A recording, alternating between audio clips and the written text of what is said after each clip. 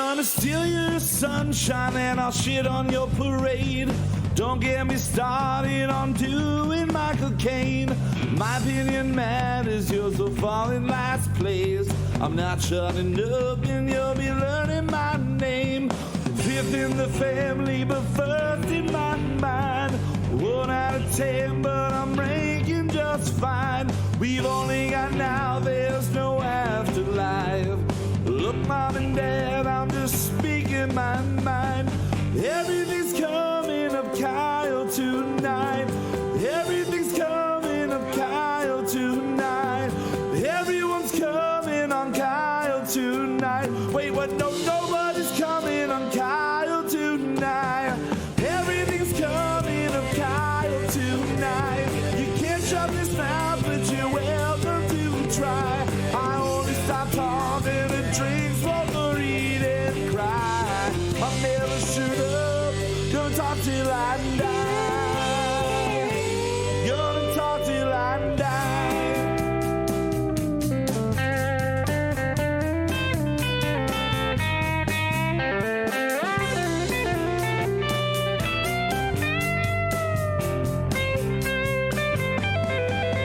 Everything's coming up Kyle tonight.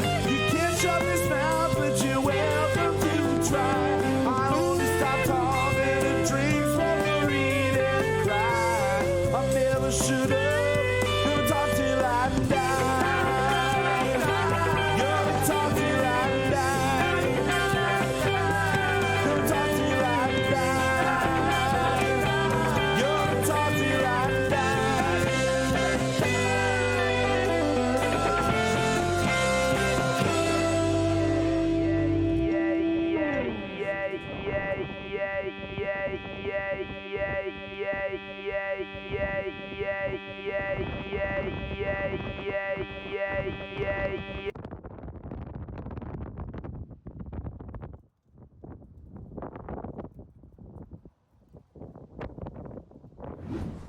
And we are live here with Season 3, Episode 13 of Kyle Mocha Won't Shut Up. Yeah. The cat just definitely farted because it was none of us, and we never shy away from admitting that we are the one who cut that stinky cheese. So, cat, True. it's all your fault. Welcome, Get a everybody. fucking job, too, while Welcome, you're at everybody, to listen. Yeah, get a fucking job. Stop shitting in a box. It's ridiculous. It's ridiculous. Talking like a baby over there. Fucking ways. I would shit in a box. Shoebox, really? Yeah. At a shoe store. Would you do it at a shoe store? Or would you just buy shoes and then shit in a shoebox? I don't want to shit in my shoes. No, yeah, Shit not in in my your shoes. shoebox, dude. Like, take a box, empty the shoes out, shit in it, put it back on the shelf. No, I want someone else's shoebox. Oh, and put Shit it back in in their your- closet. Gotcha. Yeah. Gotcha. I like that. I like that. Well, joining me here, as always, is Mr. Justin Olimpedo. He's up there if you're watching live. Now and I'm now right he's over there. Now he's up here. Or he's over there. I don't know where you were. Where are you? There you are. Okay, you keep moving.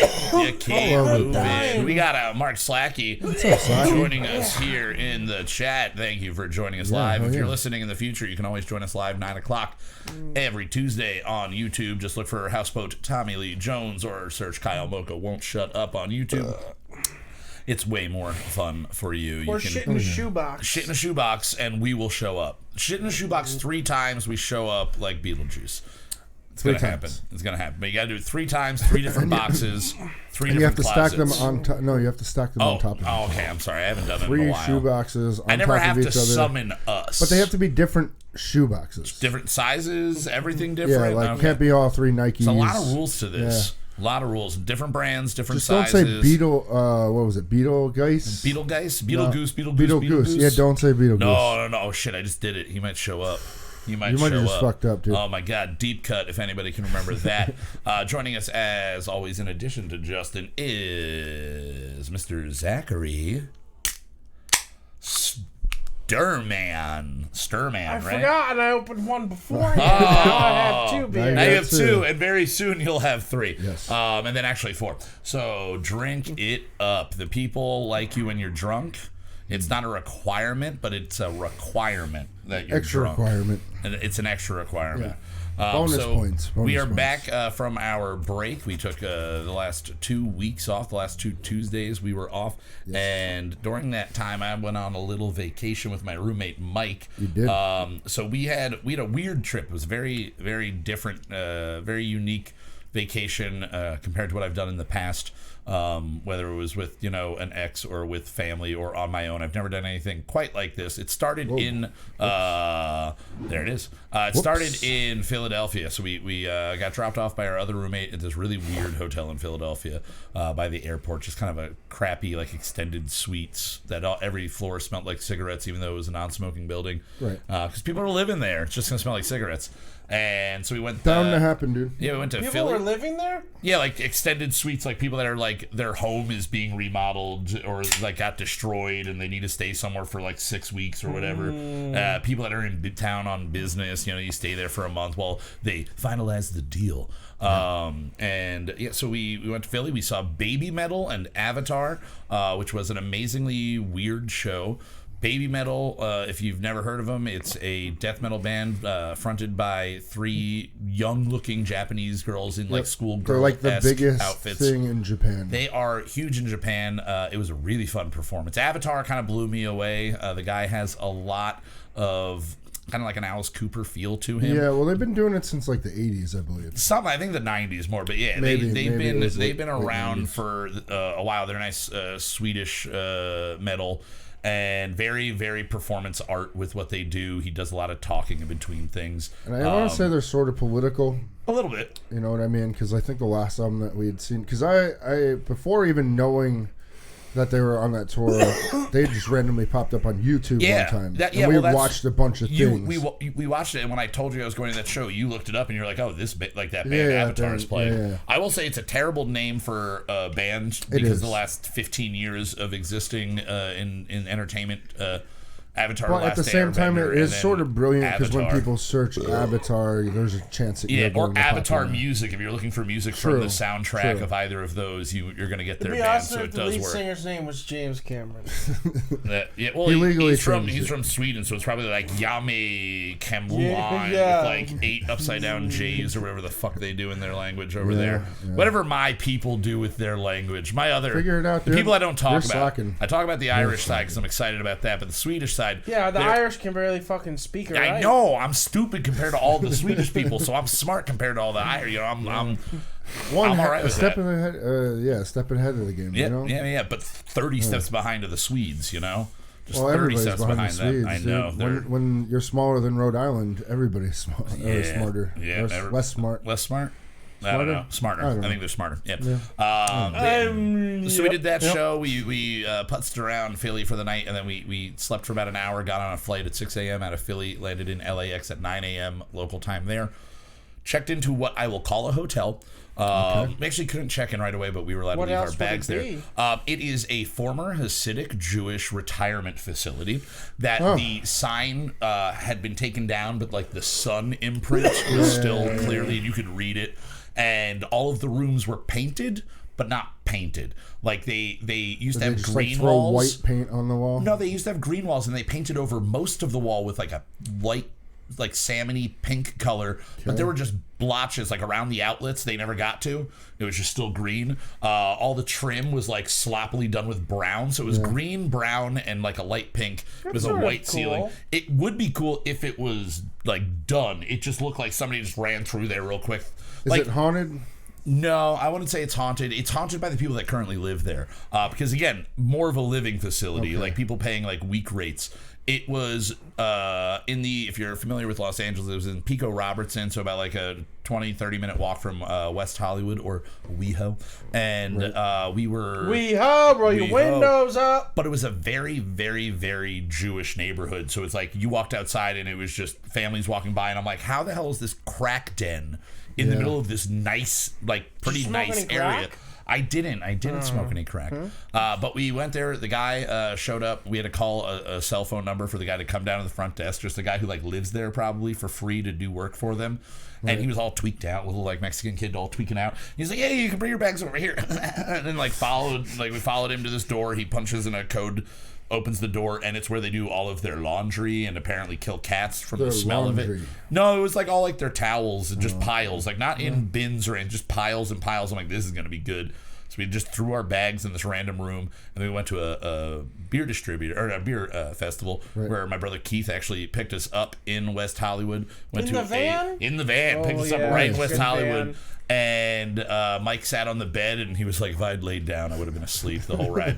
But we met him in West Hollywood, where we also met this very nice lady who was laying on the side of the road in an all pink like sweatsuit outfit. It reminded me of that lady Barbara that used to be on Main Street. They're very all much nuts. so. You're all fucking nuts. I live with a bunch of lesbians. I want to fucking kill you. You're all fucking nuts.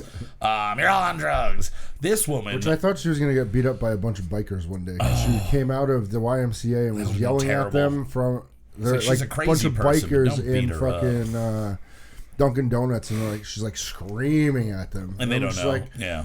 I'm gonna look. You just I walk ain't over, afraid you're of like, no this is Dunkin' Barbara. Donuts bikers.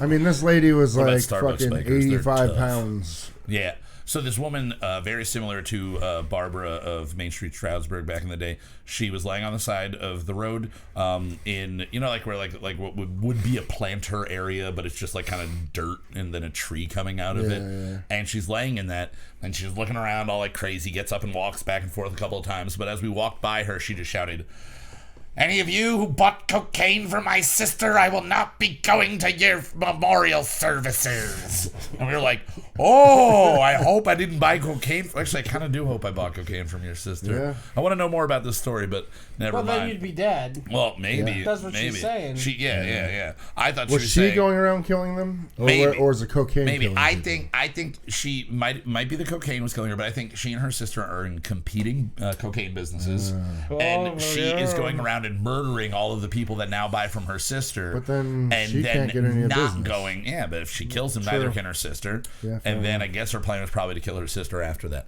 But maybe her sister also is. I have no idea. But we It went sounds to, like a movie plot to Yeah. me, dude. We went to a beer festival. We left the beer festival. We went to Long Beach for that. We left there after like 3 hours, went to Santa Monica for a seafood festival that was extremely delicious. And then we spent the rest of the week just kind of moving around California. We were at like 3 o'clock in the afternoon on Sunday. We were on Hollywood Boulevard. Right. By the same time on Monday, we were out by Barstow in the desert at the Calico ghost mining town. Walked around there. The next day we were in Yosemite on top of a fucking mountain. Which you do have pictures and stuff from. So. And Mike has way better pictures because he actually brought his like full camera. And with this all is the the first lenses and time he was everything. out there? He had been out to San Francisco for literally like a day and like went to Alcatraz and then left. But yeah, then after we left Yosemite, we went up to San Francisco and spent the better part of 3 days in San Francisco. And it was a lot of fun. We had a lot of good beer, a lot of really, really good beer, a lot of really great food. And since in California it's legal weed out there, you can buy. You can walk around with it. You too. can walk around with it. I mean, it's still kind of frowned upon, like walking around with a beer in your hand. Well, I'm saying, but you mean you can openly on your smoke person. and whatnot. Yeah, you can openly You smoke just like. smoked the Chiba. Yes, indeed. So we got some edibles, we got some pre-rolls, and we got a vape pen, and everything was gone except for the vape pen on Friday when we were leaving. And I'm standing outside the airport going, all right, like you can't transport this. Like I don't like there's a battery, so if I check it, it'll explode or whatever. Or you're not allowed to do that in your checked bags. And I'm not going to carry it around just in case I'm sitting next to the marshal and it falls out of my bag type of deal. So also that would be breaking the law, and I don't like to do that anymore. So we were standing outside, and I just started like pulling, and I hit the thing probably like 15 times. Right. And then I hand it to Mike, and he takes like 2 little tiny drags off of it, and is just kind of like, yeah, I'm good. And I'm like, all right, we got like a third of this pen left. Like I've been pretty much chiefing it all week long, and you've been hitting it here and there. So like I'm gonna get as much out of this as I possibly can. So overall, I probably hit it about 30 times in about a 4-minute span. You're an idiot. Yes. Or a genius. Genius, it turns out, because we get through checking our bags, we get through security and everything, we're all fine there, and then we get on the moving sidewalks, that they have, and so I'm being moved at a steady pace, and I'm not doing it, and I'm high, and I look up, and something shiny and bright catches my eye, and I start like turning in a circle. and I realize I'm moving forward, and I just start spinning in circles on the moving sidewalk, just looking at all the lights and all the signs and everything. And I don't know how long I was doing it for. It's a pretty long moving sidewalk, and Mike just looks at me. He's like, "What are you doing?" And I'm like, "If you were as fucked up as I am right now, this would be beautiful to you too. This is fucking wonderful." I couldn't do that in the airport. Oh, Man, my- I can barely stand to be in an airport. Yeah. Let alone be that fucking. Oh, I was fucked up. super ripped, and then we get on the airplane, and it's a jumbo bus style, like the Airbus style. So it's 3 on either side, 3 seats on either side on the outside, and then the 4 in the middle. And somehow our seats got moved around, and Mike and I wind up dead center of the 4. So there's a person on the aisles, and then me and Mike in the middle. God, I hate and it. Mike is he's 6'7". He's a giant guy, and he's broad shoulders and everything. And he and I'm not tall, but I'm fat. And we have to squeeze next to each other in 2 airplane seats without disturbing the person on either side of us. So just immediately arm up between us, just squeeze both of our fat asses in between there.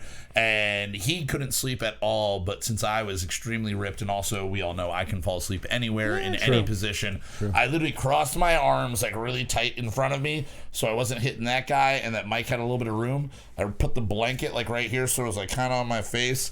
And then I fell asleep, and the next thing I hear is, we are descending into Philadelphia, or into Newark. And I was like, yeah, all right. I look at Mike, and he's like red-eyed, and just like looking at him, just like, how were you able to sleep this entire time? I'm like, you should have ripped that fucking pen a little bit more. You'd be knocked out too. Yeah. But it was a good trip. It was a fun time. It was a really good way to get to know your roommate. If you don't because I moved in about like 4 or 5 months ago, and I knew him as a patron at the bar, and now he works alongside me as well. So we know each other pretty well. Yeah, but I ain't take you on no vacations. Just we went out. We drove out to fucking Colorado. Yeah, I know. Yeah, you did do that. But you got to take them on at least one. You got to have like an anniversary vacation whenever your like 10-year comes up. You got to do something like that. Getting close. Getting close. Yeah. But yeah, it was a really, really good time. And like I said, a lot of really fucking good beer. The beer festival knocked out a lot of places that we didn't have to stop, but we got to go to Anchor Brewing in San Francisco, which has been around since like 1896. This brewery called Armstrong Brewery. So if you're in California, that's literally what their image is just like a strong arm. Not that original, but it's like Arm and Amber, but Arm and Strong. Yeah, Arm and Drinker. But yeah, if you're out there in San Francisco, definitely check out Armstrong. The bartender there gave us a lot of good advice. The one disappointing thing was there were 2 bars that claimed to sell Yingling. And we were like, let's go spend $7 on a Yingling in San Francisco, take pictures of us drinking, and just because we hadn't sent pictures to anybody of us drinking any beer, we didn't take pictures of any beer that we drank. We like kept like stickers and stuff like that we got from the different breweries, or a coaster or something. But I was like, it'd be funny if the only thing we post about us drinking after going to a beer fest and all these breweries is us drinking that. But it was really, a great fucking time. And, it was good to see my brother, good to hang out with him. Oh, yeah. But it is nice to be back in the swing of things. I literally got back to my house at 9 a.m. and I was at work at 10 a.m. and I worked all day, met up with you guys, got really drunk, blacked the fuck out. Yeah, I met up with you guys later, and you yeah. both were... I'd only been out for about a half hour when you saw me, and I was just deliriously tired. For the most kind part, of drunk. but Zach, you were gone. Zach was. Do you remember the happy gone. hour and getting food? Yeah, and Maddie feeding it to me. Yeah, dude. she fed it, and then you went out to the car. She was just going to town on that too, man. Oh yeah, you went out to I the think car. that's why I puked, because I had a full dinner at Flood's. Oh, And then I got hammered. You said you had a club sandwich and stuff at Flood's, and then I got hammered with those 2. Oh yeah, with Maddie and Johnny, who they're getting married. The senator. Congratulations. And the I senator's don't know wife. when. He's not really a senator. But, really nice people, though. Yeah, and then we Really went good to people. happy He's such a hour, cool and guy. I She's wanted awesome. salmon. Yeah. But they didn't have They didn't salmon, have it. so I got chicken. Yeah. And after I I mean, it looked great. It really did. It tasted good. It was after I ate it, though, that I was just so full. Well, you kept walking up to me, and you're like, "I'm hammered," and you kept like grabbing my shoulder and then leaning back and then like swaying back and forth, almost like one of those punch punch bags. Don't remember that. And then you said, "I'm gonna go to the car." Yeah, he's like, "Give me your things. I need to go to the car." And I was you just went like, out to the car. And about for it. 2 minutes later, Mikey, Mr. Michael Martino, former guest, a longtime friend of the show, he and I go outside. I'm smoking a cigarette. We're bullshitting out there, talking about movies or whatever we talk about. And I turn and I look at Justin's car, and the passenger seat is reclined all the way down, and you were not in it. Yeah, I get Kyle coming back in, and he's like, I'm like, Justin, Zach's not in your car, and he's not out. He looked on the patio, and like I kind of like called his name, and no response. I don't hear anything, and then we like walk back out, and then you just come with your whatever button-down shirt you had worn out, slung over your shoulder, just kind of like, I just threw up a lot. And we're like, all right, we're good to go. I did. I threw up shit, and then you threw up a club sandwich and a chicken fucking dinner. I threw out so much food. I'm assuming that the mashed potatoes helped everything come back up pretty much. It came back up just mashed potatoes. Yeah. It's the best but definitely visually as well. Check out the happy hour. Happy hour is phenomenal. They've done a really good job. Kat, and it's her husband, and she that own it? Or, Donnie is her boyfriend. Our boyfriend, okay. But they're not. It's Julian. I don't know who he is. He's the chef. Okay. And then her. Okay. Yeah, they did a phenomenal job remodeling that place. It's totally different from what it used to be. I never really same sort of layout, but I said to them, "This though. used to be a shithole." And they were like, "Thank you for it." You're like, they're trying to clarify. It's not now, right? No. I mean, they have a whole deck now. Yeah, it's a really good spot. Can't wait till I get a whole deck. You want a hole in your dick? I'll put a hole in your dick. But yeah, it's definitely go check that out. Then we're sitting here, we're talking about beer, we're drinking some beer, but I think it's time that we try a couple of different beers, Justin. I think so too. You ready? Yeah.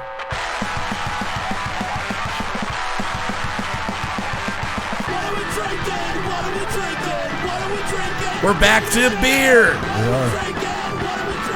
We did come to.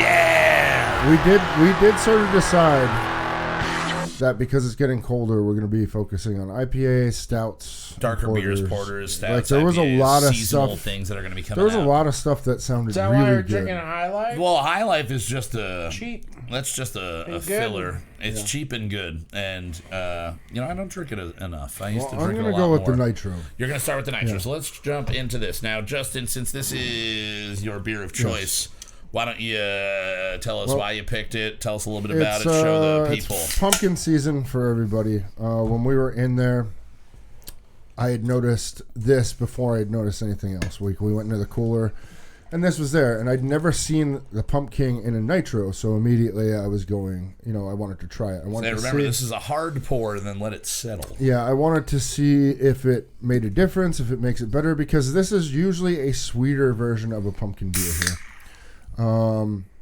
But then I also noticed that everybody had their pumpkins out. So it's pumpkin season. Oh, yeah, they had their pumpkins out. Ooh, where was that? I want to go. The bachelor party I was at. Yeah. Wait, what? I forgot about that. With the day you left for vacation, I went to a bachelor party. The craziest bachelor party of all time. Yeah. Out in the middle of fucking God's country.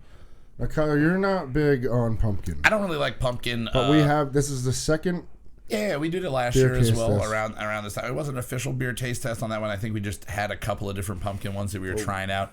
And on Friday at happy hour, what's the yards you have on tap? And they said something, I couldn't hear them, so I was like, yeah, just give me that. And I'm pretty sure it was a pumpkin spice beer, but it was really lighter. It wasn't like a dark beer. Now this is technically, so it's pumpkin. It's an imperial pumpkin ale. There are a few companies that do imperial pumpkins. This is a cheeky can though, because it says it's only 13.6 ounces. Oh, instead of a pint. But it's somehow 8.6. Smaller. Yeah, it is 8.6. It's the same size as like the Starbucks cups, or Starbucks ones. I feel like it's about that size. But yeah, 8.6% in volume. Justin showed you the can up there earlier, and next he'll show you his can. But I like it. It's got it's nice nitro pour, so you get that nice solid head on top of it. It's got a really good like scent. Pumpkin though. No, it smells like the pumpkin spice. I mean, out of the can, I get a little bit more, but right off the beer. I get cream soda. Cream soda? Well, I'm hoping it's cream soda. I'm gonna give it a little taster to this, and can't wait for the nice mustache I'm gonna have after this one. Yeah, Oh, that's good. That's Yeah, I that's, like it as a nitro. That's Man. pumpkin cream soda right there, bud. that is more. The creaminess definitely pulls through on that. Ooh. Yeah, I like that as a nitro better than the actual beer. So go check this out. Go find Yeah, the definitely. pumpkin nitro. Even if you, like me, if you are not a big fan of the pumpkin, this is the one that I've had in the past because again, it is one of your favorites, if not your favorite pumpkin beer. Weyerbacher's actually. Weyerbacher, that's why Imperial pumpkin. This is a little sweet for me to keep drinking them. No, this is a But one not, and done. not so much on this one. I think I could have a couple of the nitros. A little sweet for me, even in the nitro form. I appreciate that you get more of a velvetyness when it comes out of a nitro. You get more of that, even though it's not a stout. You get more of that creaminess in there. I think I was more You worried get some about of that the low-end Sam Adams. nitrous. You remember the Sam Adams nitros when it didn't taste like anything? I was more worried that it was going to be so diluted. I was actually talking about that on the vacation, and Mike was like, "Yeah, I like the one," and I was like, "I had that blonde that they did, and Yeah, it and it just literally literally tasted tastes like nothing. like foam. It tasted like foam." I like the mouth feel of it was there, but Yeah. no flavor. Yeah, it was at creamy, all. but was it a- didn't yeah. have I like flavor. a creamy mouth. You know what I mean? It was like basically if they made a cream nitro water. Genesee cream ale, like Pretty you're like, much. Oh, okay. God, that Or sounds- Bush. Or if Bush. Bush was a Yeah, nitro. but a nitro Bush could be fun. Speaking of Bush, they have limited edition cans out right Ooh, now. the limited edition cans. What's on the can? I think Halloween they're shit. Halloween colors or camo and Halloween, Yeah, it's and it is. Halloween Oh no, camo. it's camo because it's the Big Buck Yeah, Hunter it is. edition. It Oh, is. they do that every year. Yeah. I Just never saying, saw it's that in the limited past, edition. but I was really excited to see that. But yeah, this one is definitely more drinkable for me, being not a pumpkin or pumpkin spice fan. I have had the regular one in the past, but this is. I think it's definitely more better. enjoyable. It's Yeah. more enjoyable. It's definitely better, and this is from the Southern Tier Brewing Company. Now, do you want to get into Nice. Solid one there. This is actually my first. Pumpkin No, of I the had season. I had one pumpkin. did? Did you have the cinder? Did you have the trick I or had the treat? cinder, but Yeah. this is so. Yesterday I carved pumpkins for work, Okay.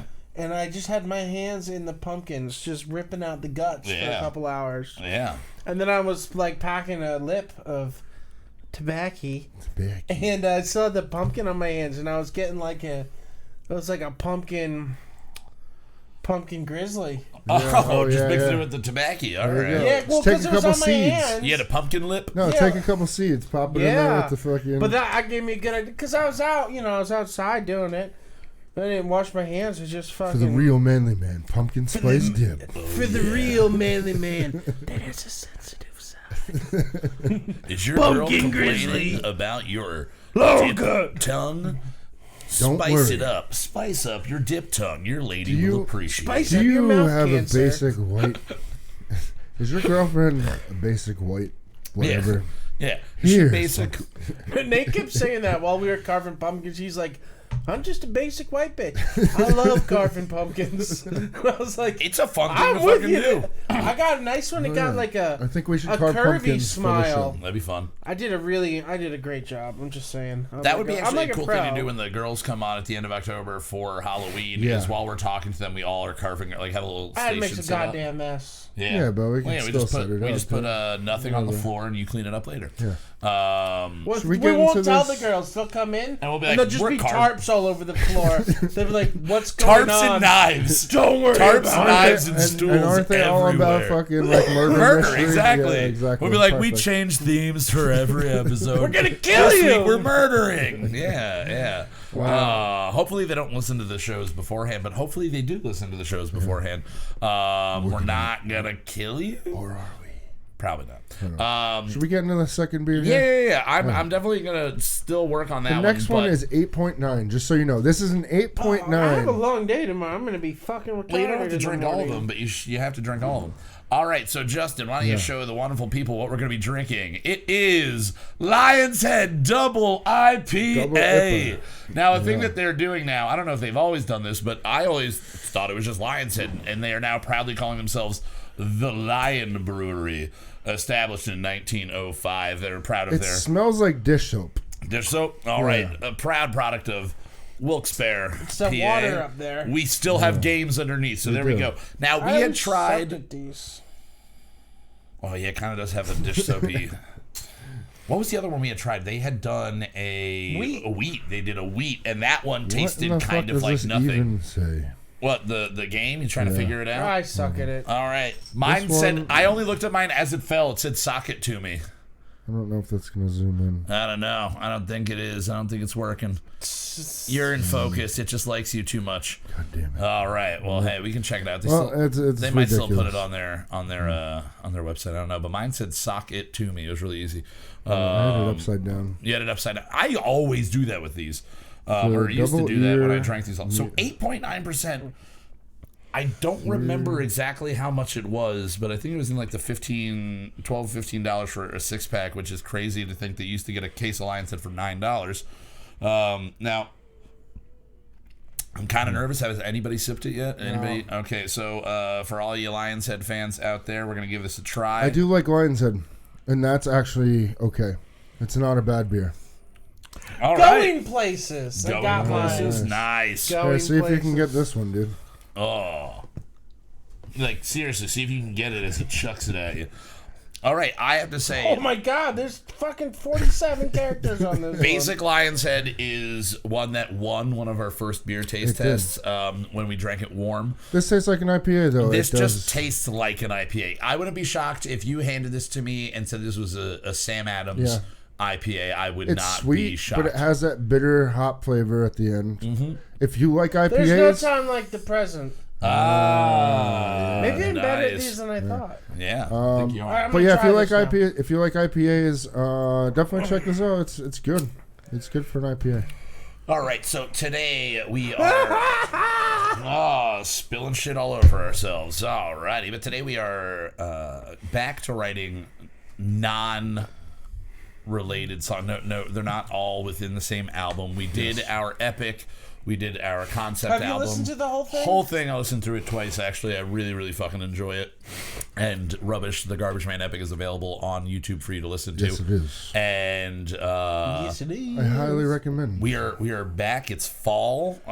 Usually we start getting more into the slower, a little bit more of the death metal feel, but we did not really go that route so much this week. Zach, why don't you tell us a little bit about the song, which I think it's called It Helps. It Helps. I didn't want to write this song.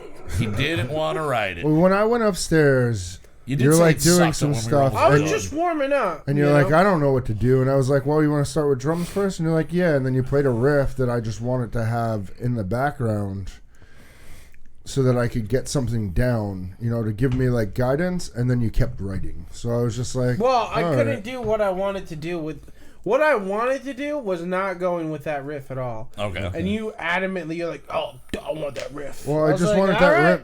Maybe I should have explained, but I wanted that riff just as a bass. Like that's why I said one time through. Well, it just happened to have to be this way. It became the song. And what kind of genre would you describe this in? You said it somebody. It was like if a hardcore band wrote what song by U2? A U2 song? Yeah, just any U2 song. It definitely has that feel. It's fast. It's a shorter song. We started this season off trying to write pop songs, segued into doing not that at all for 6 weeks. Yep. And we're like 3.5 minutes about on this song. A little bit less. Than that. A little bit less. So this is a shorter one for us. Now, Justin, you went in, you filled in the drums. It's 3 minutes and 3 seconds. Nice. Anything super challenging or different about this as far as your approach to the drums? I don't really think so. I mean, I don't know. It's a little bit of a quicker song. Yeah, we did. I mean, and this was a real 3-hour song. Yeah. We've cheated a lot, but this we started at 6 and we're done at 9. And you were down here before 9 o'clock, as is evident by you being in the room when we actually started going live. So this is a real 3-hour song. Lyrically, I wrote it about the idea of being on. I forgot I'm not an editor. You're not. About being on a trip in your mind, and basically knowing you don't have to do it all the time, but it kind of helps. It's kind of fun to go on crazy mind trips, but then also the feeling of when you're on those journeys, maybe feeling stuck and that you're not going to be able to get out, but just like hold on tight, you'll make it through. So that is the idea behind Yeah, we It got a Helps. little like Australian acid rock. Yeah, definitely that I feeling. I mean, that there. riff, the riff that you wrote, it's really catchy. Zach thinks the song sucks halfway through, but halfway through doing it, but I think it turned out pretty good. I Well, think yeah, it at did. one point I'm playing, I just turn around the This car, song I go, sucks. this song sucks. Yeah, I'm like, all right, and that's why I said I'd sing it like Danzig. Didn't really go that route either. So all right, let's just jump right into it because we have plenty of music to talk about once we Yes, come we back do. from this song with our, complete guide to fall music. If we don't talk about it, you shouldn't be listening to it during the fall. Sure. All right, so here is It Helps, the Brunch Weekly original single. We will be back in just over 3 minutos. Yeah. See it.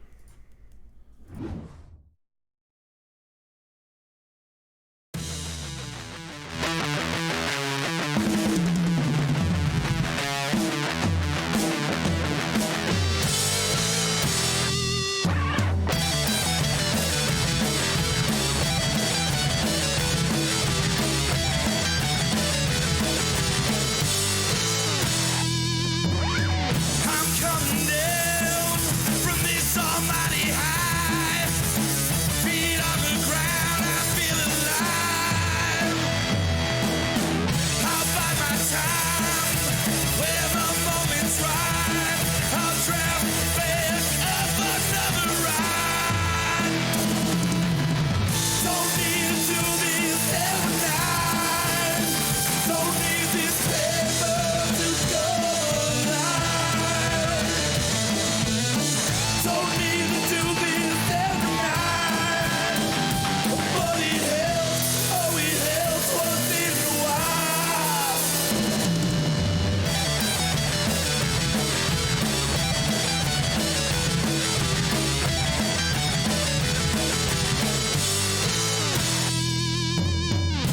Show me some and feel the light. Taste the colors, shudder inside. Find my brain, map my mind. Don't begging, no hold outside. Don't need to do this every night. Don't need this paper to go alive. Don't need to do this every night. But it helps, oh it helps once in a while. Do it for the afterglow. You'll get it back, you know. Do it for the afterglow. You'll make it out, you know. Do it for the afterglow. You'll get it back, you know. Do it for the afterglow. Fly through the crunch in the sky. Say God one more time.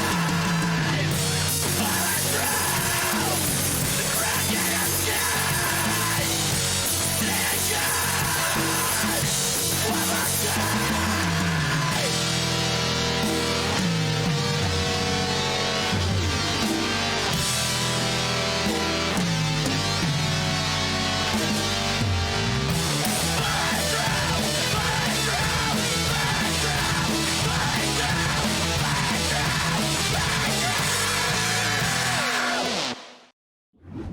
All right, there you have it. That is It Helps. That Zach said at the end. He goes, it should have just been called Pulling Through, but hindsight. I don't know. I think the song came out good, man. Oh, I think it sounds pretty damn good as well. And again, a real 3-hour song. Yeah. And I'm always happy with whenever I do like hardcore screaming vocals that they come out as they do. But then inside, I'm very mad that I didn't either know how to or realize I was able to do that when like there were like hardcore bands everywhere around here, and everyone was looking for a screamer, and I was just like, I don't know how to do. I could have been something, man. I could have been something a in my life. contender in the scene in the mid-aughts. In the mid-aughts, I could have been something, but I'm not, or I wasn't. Well, I'm definitely not something there now, or then now, but either way. So this week, Zach had an idea right before the break that we should all of us kind of think about the albums that we listen to when we are going into fall and what is kind of like our classic album or newer albums that we've kind of gravitated towards.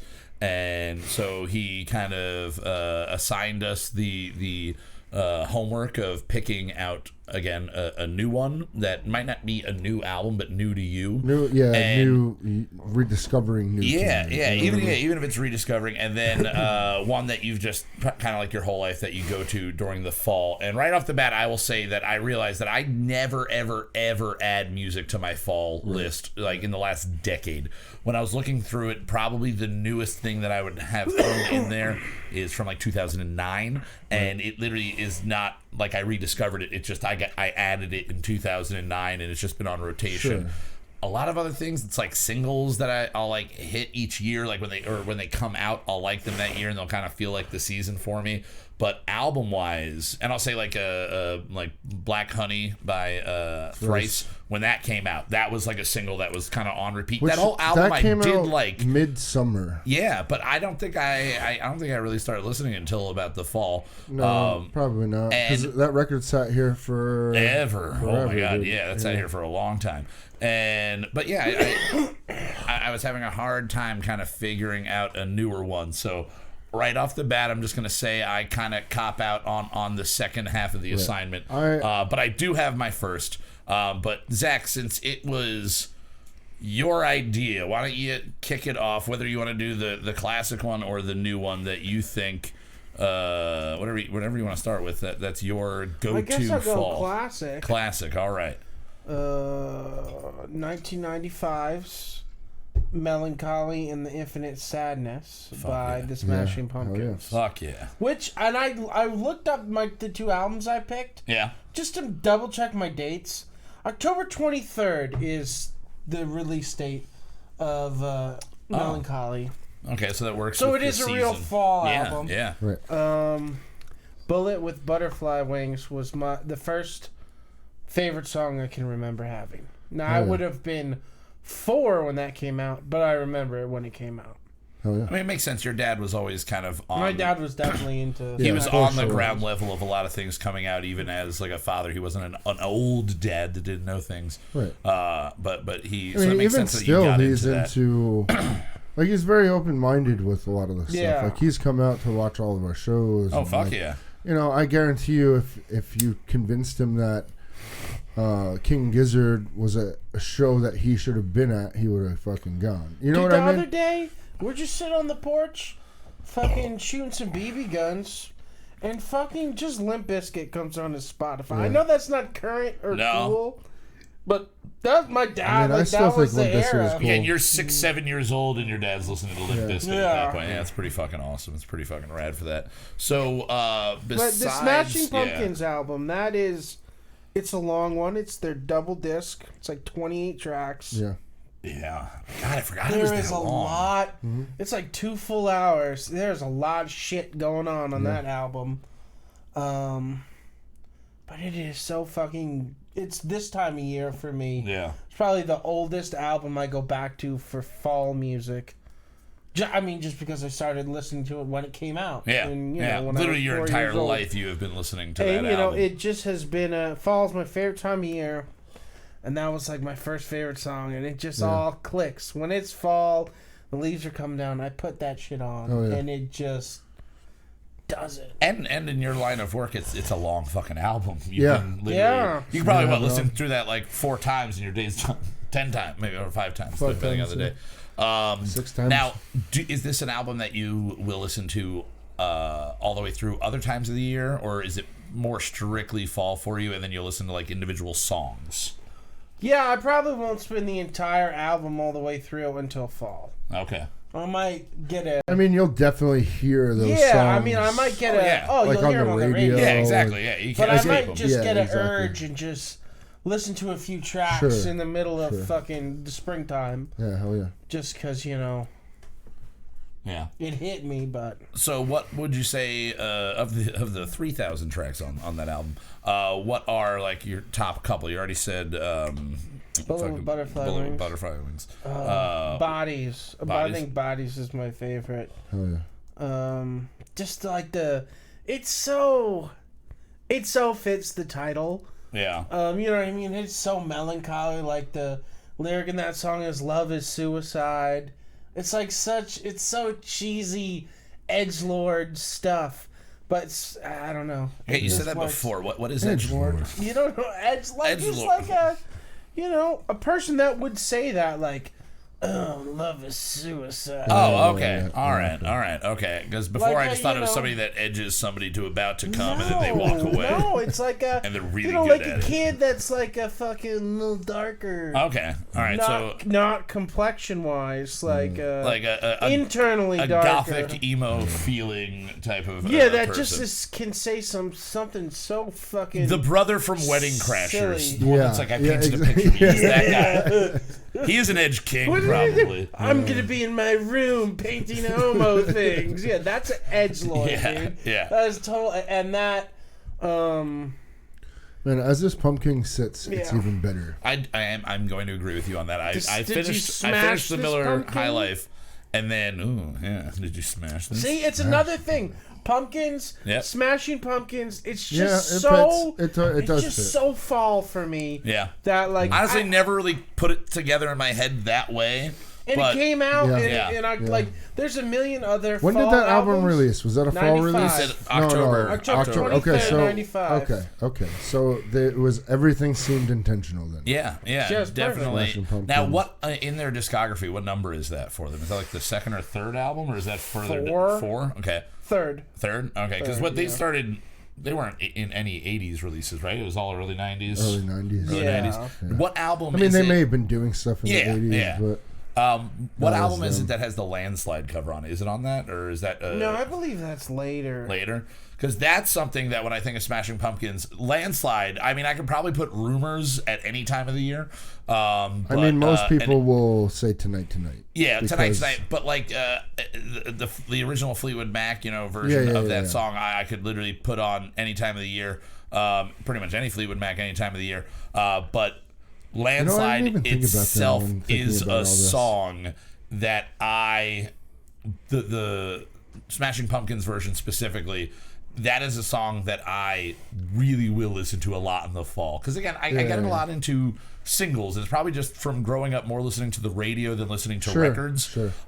It was just, okay, give me, the one I know, or like the one I, grasped onto at some point. Excuse me, which album is this on? Because Yes. I like the single. Yes, exactly. I don't even know if that was on I think they may have just Done that? Yeah. Maybe. I don't But remember. maybe it might probably ended up particularly somewhere. remember it. Yeah. Greatest hits or something. Well, Now- yeah, probably, but not. I don't believe it was on any of their actual releases. So with your pick for your classic with the Smashing Pumpkins, are there any songs on the album, being a very long album, are there any songs that you're prone to skip over, or do you just let it play? Do you hit any ones that you're like, I don't need that right now? So on the second disc, there are some weirder stuff, but Okay. I'm not the kind of person that skips songs. When I put on a whole album, I do Just sit the I through mean, whole that's usually thing. always been the That's rule. my You put on thing. an album. Anytime we work at Jocks, you put on an album when the Play the album's album. over. Yeah. Obviously with records here, play a side, or if you want to listen to the other side. Yeah, I do a lot of side listening, especially with the collection that I got into this But summer. I mean, also with I'll throw so many on different one people, half. if you have people over, I don't want to force somebody listening to a full album unless somebody walks up and says, I want to hear the other side. Yeah, I want to hear the other side. You know or- what I mean? Yeah, they're actually That's really their pick. interested in it. You know what I You mean? know how wild that album is 6 sides on vinyl. It's 3 vinyl. Really? Yeah. Yeah. Oh, you don't have that on vinyl, do you? I don't. Oh, No, my I would God. love to, I was saying, but- I've I never don't think they've seen that. even really It's got to be re-released anything, dude. hundreds of dollars. Oh yeah, for if that came out on original. Record Store Day, it'd be a $200 thing. Yeah. Like it would be a very Easy, expensive because thing. it'd be fucking 400 or 4,000 grams of vinyl. Yep. Like it'd be so Seriously. fucking thick. Just, It'd weigh just the 500 material pounds. alone, not Yeah. not paying for the You get a fucking the hand actual cart music. to fucking bring it home. Yeah. Oh my God. Now, okay, Justin, let's jump to you now for Yeah. your pick for your classic album that you you cling to? I mean, I'm sort of it's not a new album, but it's a culmination of the best, I want to say, of songs that most people know. Yeah. And it's Damnesia by Alkaline Trio. I think it's their best versions of some of those songs. Definitely agree with you a lot. Wait, this is your classic pick? This is my classic pick. Isn't this album new? It's 8 years old. It came out in 2011. Yeah. Oh, okay. Yeah, I mean, so it's been around for but a still, decade. but the reason Some I'm of the saying I'm songs cheating. are 20 years That's old. why I'm saying like it's Yeah. a reimagined version of some old songs. Yeah. So, but it fits so good in fall. It's very hollow, acoustic guitars, Yep. slowed down. Everything slowed Everything down. has way more of a feel to it. Yeah. I don't know. I was really thinking, and like, you know, we were talking earlier. Weezer had come up. A lot of Yeah. Deftones has come up. Yep. There's a lot of But Thrice this is I one thought that about. came into when it came into your lexicon of music, you went, this is a staple, this is going to I mean, stay I in always this. listen to it around this time. Like, it's one of the albums that is on. Now, You know what I same mean? question I asked Zach. Do you listen to this album all the way through Yes. other times of the year? Yeah. Oh, yeah, for sure. You'll I listen mean, to it it's other just one of times. those things that you can throw on and have Yeah. it in the background. But and- specifically, it hits the feels more in the it's fall. definitely on in the fall, yeah. Dude, the tone of that album, like you said, it does have like in a great way. It's got a hollowness I mean, to it. we were It talking- feels like it was recorded in a hall. Like It does, yeah. They really did it. However they did it, they did a fucking phenomenal job. And the one song when we were talking earlier that I brought up is "Every Thug Needs a Lady." I had heard that song probably 1,000 Mm-hmm. times on the original version, and you know, like the "Go plug in your electric blanket," you know, that Yeah. whole thing. Like, I knew that line, and other than that, I had no idea. Like, 'cause Right. it was just a fun, fast Yeah. song. The thing that's great about Damnesia with that song and Well, everything you also else get on it, two new songs. yeah, there are 2 new songs on it, but since it slows it down and it's not so in your face with the punk level of you know, the Still has that distortion, the punk drums. feel, It's still punk. It's still punk. I'm pissed that I didn't But you go get on to this tour. hear though. you get to hear the actual lyrics of all their songs and understand actually what the songs are about. And most of their songs are very haunting. Most of Yes. they are kind of edgelords, you Yeah. would say. That's fall. Everything. Everything's I mean, edgelord. Everything we're realistically- gonna list probably in this section is gonna be fucking edgelord. Yeah. Realistically, like for my favorite songs on that is Radio and Yeah. Private Eye. The Private way Eye. Private Eye starts, it's a wall of sound hitting you, Yeah. but it's so melodic.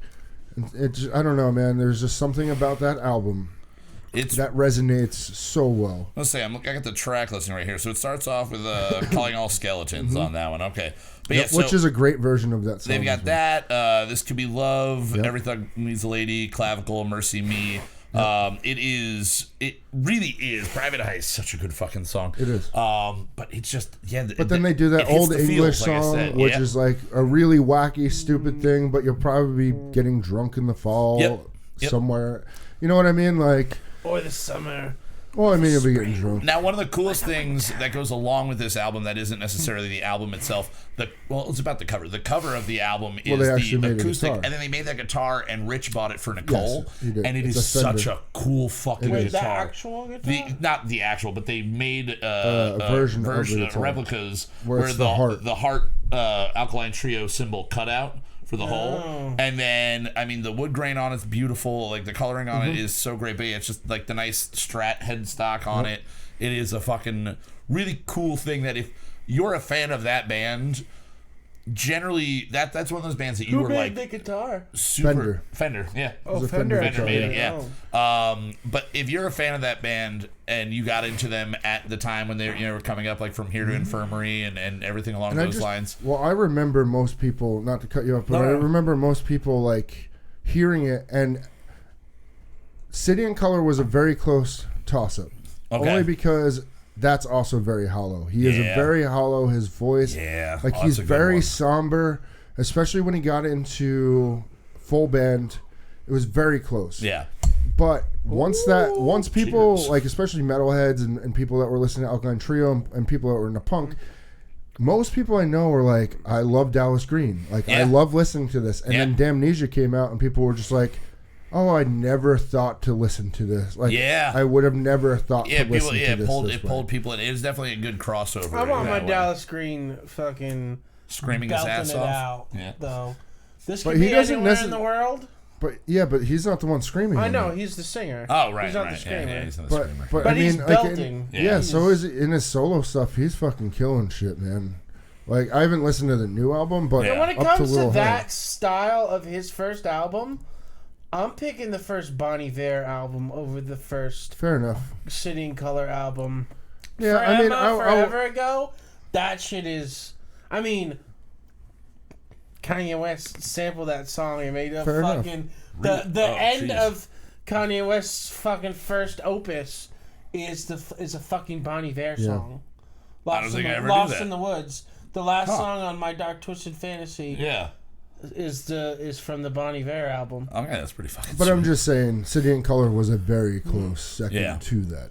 You know what I mean? Like, Yeah. that's where my mind goes. Sort of singer-songwriter, full band, very hollow. Also, well, when the new one comes in, or when we're talking about newer stuff, Yeah.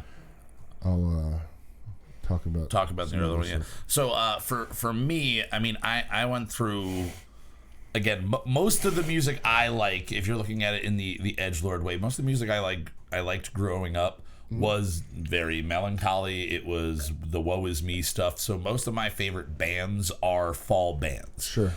Excluding the ska and the pop punk stuff that I was into growing up, most everything could have probably fit into this. So for me, it was really breaking down what is the one album for me that I only listen to really in the fall and maybe into the early winter. Like, you play through, not singles. Yeah, multiple times. I will, like when I was driving, it was probably never leaving the CD player. When I'm walking around, it's going to be on my headphones. That's if I'm one sitting thing- at home, I'm going to be playing this song. With my 6-disc CD changer in my Yeah. car, that will be changing out finally. Nice. Yeah, that is a seasonal thing that happens. You got to change it to fit the mood of the time of year. The fuck's a CD?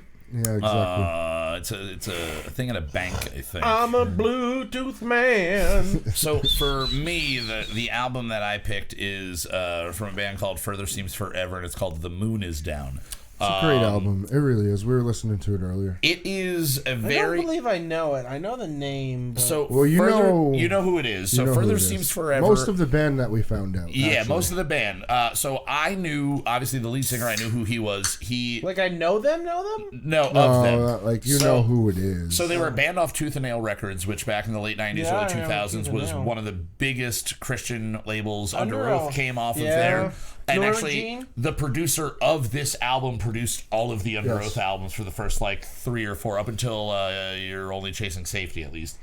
So we did, like, their first And Pop early Goes Punk, releases. all- He did all Paramore. the Pop Goes Punk, Wow. Paramore. So he did Stretch Armstrong. He also did a Jamie Foxx, the Jamie Foxx album from like 2005. Yeah. He's one of the technical line workers basically on it. But he also did. Kanye West time. yeah, man. another Kanye West tie in He there. also did the Resident Evil soundtrack. Yes, he did or one score of the for scores for movie. Resident For the Evil. movie. Yeah. Yeah. So he has a very wide background as a producer, but he came up with these guys at Tooth and Nail. And so the story behind Further Seems Forever in this album is the lead singer of the band had quit the band before they recorded this album.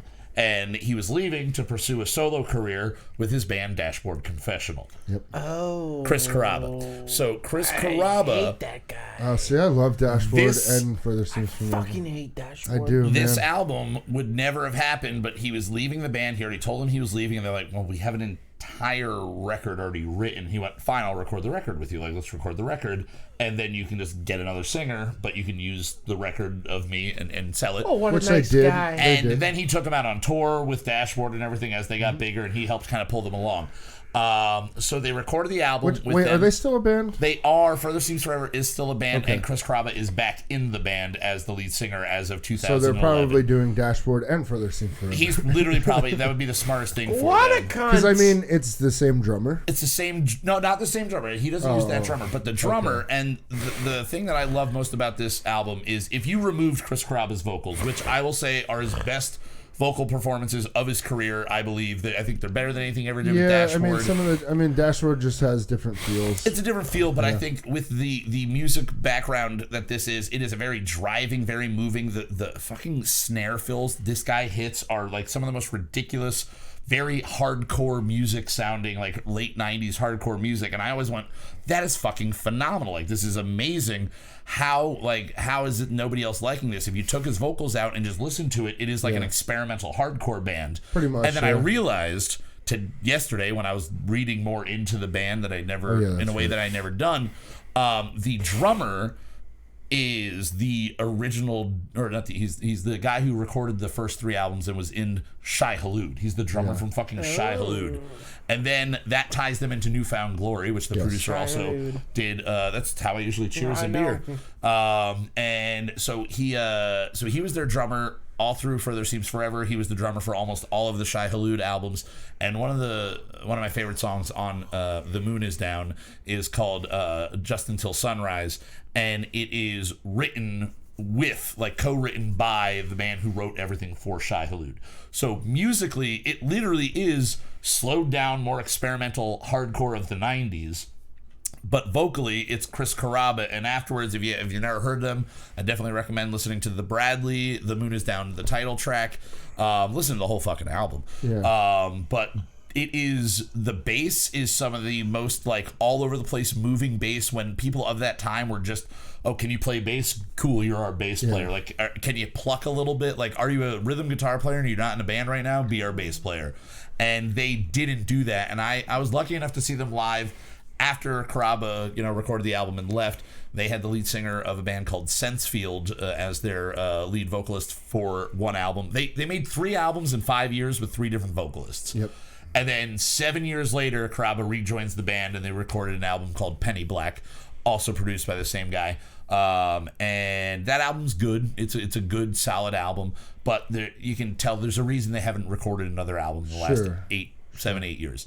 They can tour forever off of the first album. Well, now they tour with the lead singer from the first and the second album on with them. So if you go see them, really cool fucking thing that they'll do is you'll hear Moon Is Down, sung by Chris Carrabba, and then How to Start a Fire, their second album, sung by the lead singer of the second album. Yeah. Unfortunately, the lead singer of the third album passed away in like 2014, so he's not available to do that. Do they do a lot of the stuff off the third album, though? I don't really think so. It really wasn't received as well. Albums? They had 3 albums before breaking up and getting back together with the original lineup, and then they did a 4th album. So 4 albums. Came out when? 2012, I believe. Okay, so they've just been an 11-year span, 4 albums, and in the last 8 years, they periodically will go out. They'll go out and they'll tour with all of that. But it is an album that the guitar tones, the vocals are haunting. He always had kind of a church hymnally singing style to what sort he of like does. Dallas Green, you know what I mean? Like very, haunting and churchy. You know what I mean? Like there's something to it. And if you listen to Swiss Army Romance, the first Dashboard album, you can see if he had a full band on that, it would sound like Further Seems Forever. Yes. Like it was a very it was built the same way. Which, side note, when we listened to it, I had made a comment about how if this was a brand new band, they would be radio ready, fucking ready, and they would be fucking massive. Yeah.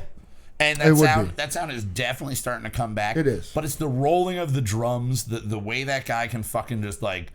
Well, when he gets on the snare, it's like, oh my God. It's not that it's slow when he's playing a groove, but his fills are so much quicker. Yep, than everything else going on. That it just separates what he's doing on his groove. And when you listen to it, and the thing that I love about the producer of this album, and again, listening to everything else that he's ever produced, the drums are at the same level as almost everything else. It is just as full and upfront as the guitars are, and it's not distracting. Right. It's not like you're overpowering me with percussion. Mm-hmm. I am happy that is there, because sometimes it's just a guy playing drums to keep a beat, so it's not just an acoustic song or something like that. This is fully sort of tucked in the background so that it's driving. But if you have else one of the is- best hardcore drummers in your band and you're not playing straight up hardcore music and you can just let him fucking run free, run wild. Yeah. Hard fucking core. Hard fuck. You don't Speaking know. of which, when's Fucking Welcome core. on? I don't know. I got to get back to him, or he's got to get back to me. We got to figure it out. But he did say that he would be up for it to come on. And then we'll talk about fucking Hardcore. big fucking hardcore. As Keith said it, back in my day, it was 717 hardcore. Before it was 570 hardcore. Yeah, I remember 717. Yeah. dude. Oh, yeah. It's my childhood, man. Yeah, me There are some too. signs randomly that I'll see in the area where there'll be like a business that went out in like 25 years ago or 20 years ago or whatever. They still have 717. No, my boss still has shirts that he wears to work. Let's say That 717. say 717 Yeah, on that's them awesome. because they're that old. Yeah, oh yeah. I remember being a kid when it was 717 and not knowing that area codes were a thing because I would never call anybody outside the area code. And we were in like Wind Gap or somewhere enough in the valley that it was 610. Yeah. And my dad gave me a quarter and was like, call your mom and just tell her like we're gonna be home in like an hour and a half or so. And I was like, all right.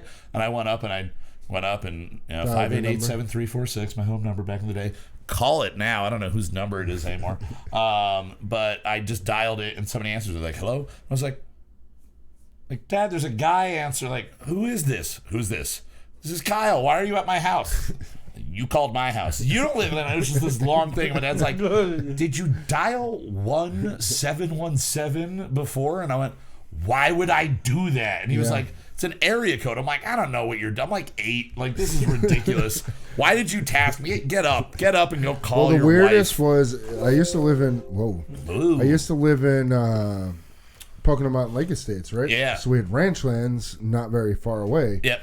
But because of the service that they had, they were a long distance call. Oh, yeah, that was... So you had to put in an area code to call somebody. Like if I had a friend in ranch lands, I had to put in an area code. Literally, like, as the bird flies 5 miles away. My parents would fucking get so pissed off as to why their phone bill was so fucking much money when it's literally somebody 10 feet away. Like... Yeah.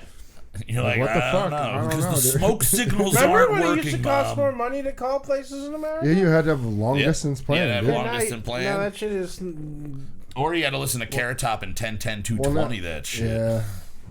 Yeah. Oh, Star Carrot Top. 69, dude. Oh, Star 69, block that. Or let's find out who called you, right? Yeah. Star 67 was block your number.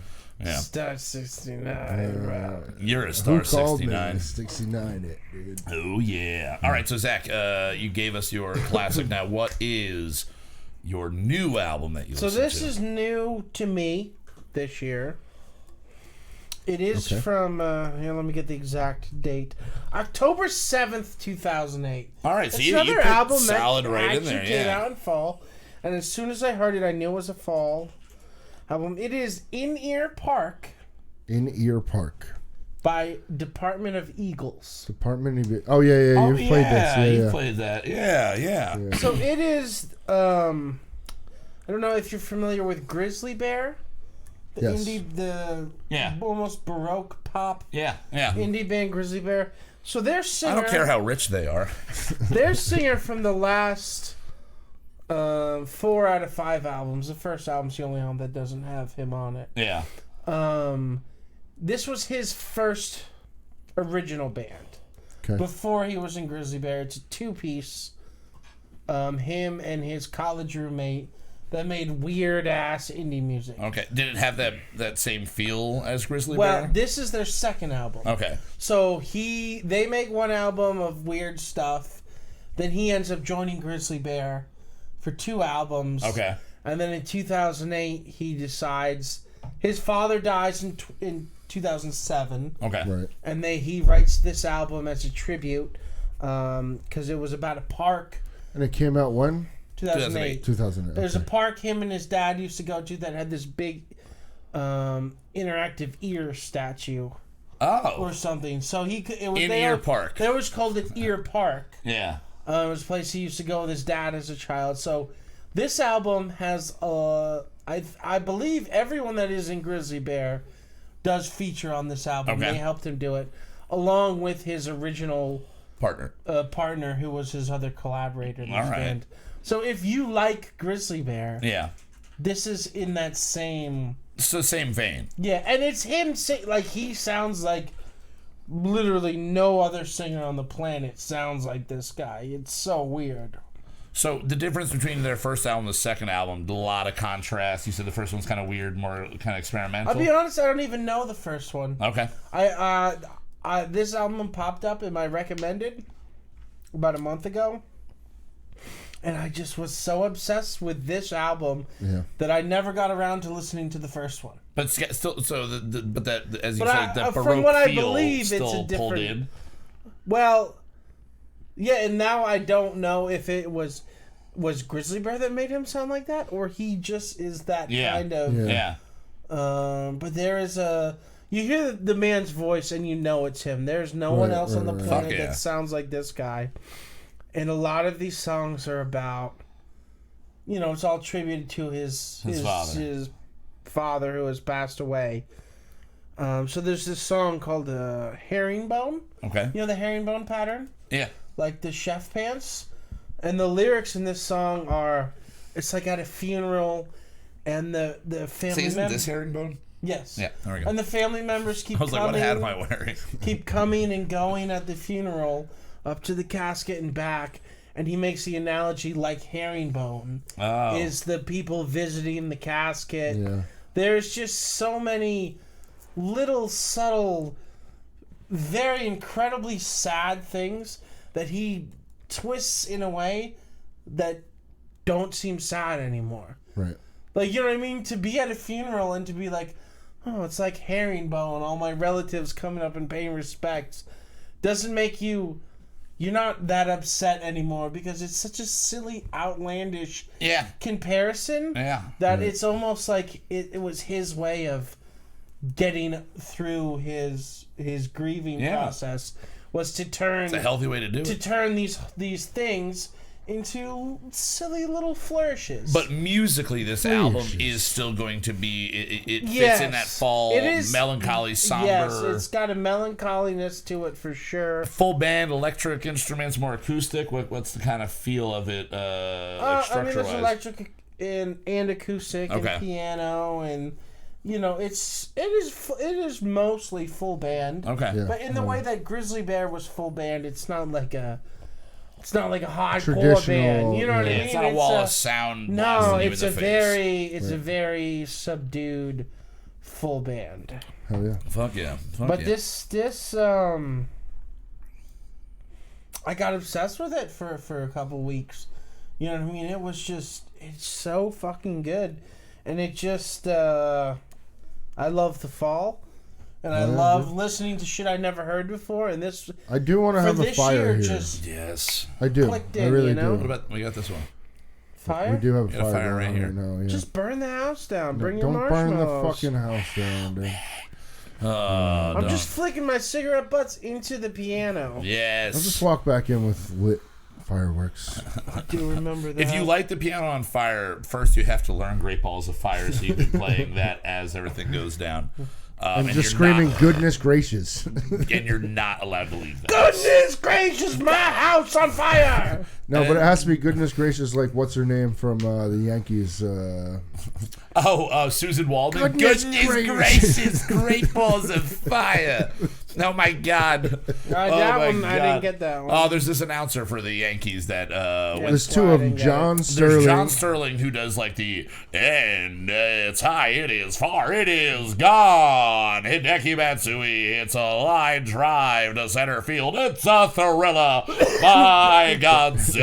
Is Matsui still playing? No, but that's just the shit he would come up with. It's an A-bomb from A-Rod. Yeah. And then his co-host, the color field commentary lady is this old Jewish woman. Oh my God. And when Roger Clemens in like 2007, 2008, James O has shown me this thing so many times. It's so fucking funny. When Roger Clemens was coming back to the Yankees out of retirement, Susan Waldman is looking. She's like, oh my God, John. Roger is in George's box. Roger, The rocket is coming back. Oh my God. It just sounded like this old lady coming, and it was just so fun. Goodness gracious, John, can you believe it? The rocket returns. And it's just like, why? I don't like the Yankees, but just for that, it is color commentary of that, it's worth listening to the bullshit that they're going. And they're the radio people now. They're not on TV. They're just the radio people. So if you listen the radio to people are the worst. But most of them are, at least you have one guy that's not bad, but this guy's fucking over there like, it's Giambino. The number one person who drives me nuts is fucking Chris Collinsworth. Yeah. NFL guy. Oh man. Which one's he? He's the one who's high all the time. It's always him and Al Michaels. Oh yeah. And he's always hating on the Eagles. Yeah. But the funniest part, I remember last year, he always seems like he's stoned. He looks stoned. He talks stoned. But it's just a game. He's trying to be the next Madden, so he's just getting as fucked up as he possibly stupid shit. can. The other day, he's like, yeah, Zach Ertz took the most balls at any tight end. But where a normal person would say, yeah, Zach Ertz caught the most balls out of any tight end last year. Yeah. He says chuckles into it. Zach Ertz, this tight end got more balls. And then he asks you 3 questions, and you're allowed to cross the bridge. And it's just like, what the? So what the was best the one last night? Or not last night, the other night. Oh, what's the guy? Something Dixon Cox or something. Well, that wasn't Chris Collinsworth. But that No, was I know, but Chris Collinsworth's best move ever. So they got a freeze frame of the O-line. And, you know, they're bent down, arms on the ground, asses in the air. He goes, hey, look at this.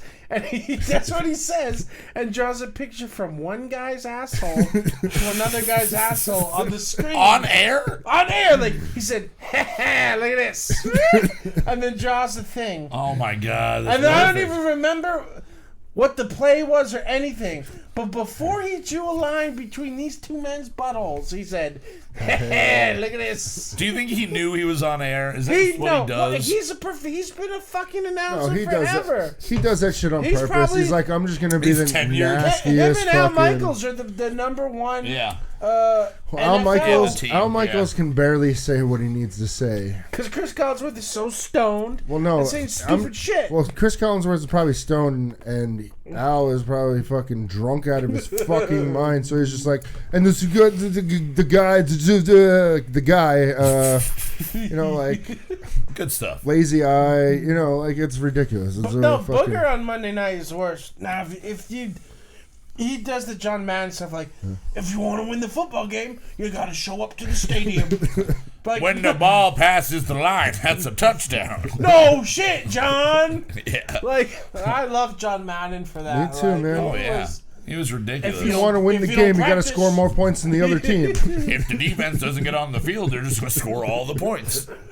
Oh, fuck. Yes. No shit, motherfucker. That's how it works. All right. So, Justin, we'll go to you next. All right. So, I'm going to preface this by saying, if I could, and it's an album people should still listen to, Diamond Eyes... Or Koi no Yokan. Yeah, Koi no Yokan, yep. Should be a album that people should listen to. For the fall. Now this album, all year long. And I'm actually stealing 2 picks because they're very close, and you said that earlier you didn't have. Yes, yeah, you're taking my pick. So, I will start with the newest one.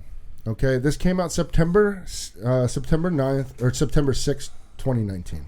Okay. Found them on Stone Meadow of Doom. It's literally 2-3 weeks ago. Brand new. Hell yeah.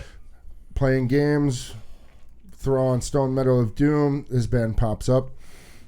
Fucking, it's a doom metal band, so realistically falls within the slow, trudgy ness of fall. But the band is called Pine Walker. All right. And the album is called Migration. Now, is this the first you'd ever heard of this band when it came? I believe it is literally their first album. Okay, I don't really know much about them. Okay. I tried looking up stuff with their Facebook one word page. Or 2 words. One word. Pine Walker is 1 word, and the album is Migration. Okay. Yeah, that's all they have on. They're actually music. from Salt Lake songs. City. They're from Salt Lake City. Nice. Yeah, and they do have an EP out at Bandcamp.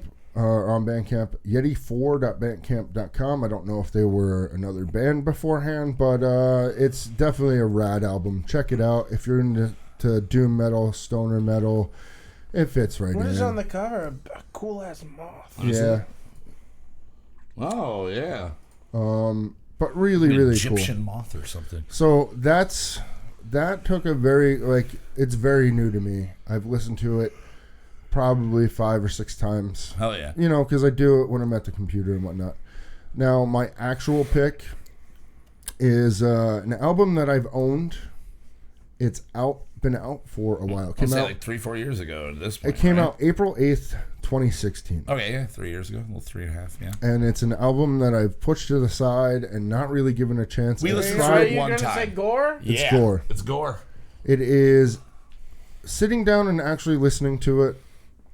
The drum work is amazing.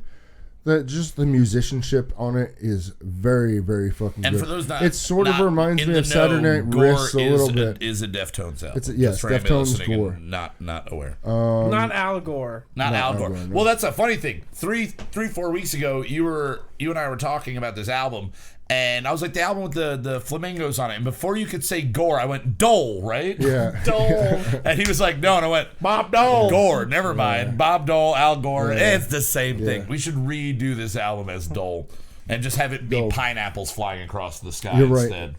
I It like would work. that. It would Yeah, work. that's a good idea.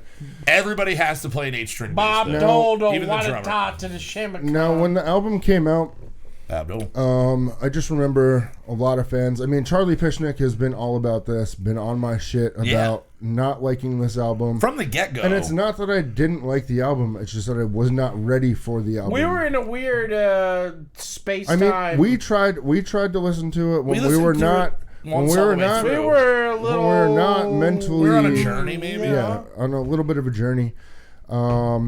And Oh, yeah, that would be around that time period. yeah, and Ugh.